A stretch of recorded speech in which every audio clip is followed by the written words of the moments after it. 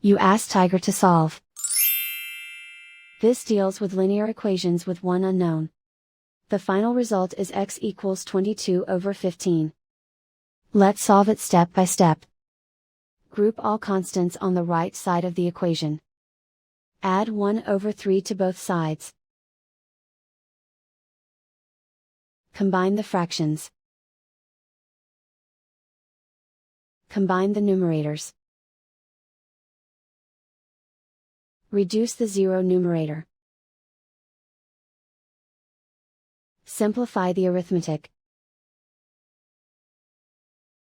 Find the lowest common denominator. Multiply the denominators. Multiply the numerators. Combine the fractions. Combine the numerators. Isolate the x. Multiply both sides by inverse fraction 2/1.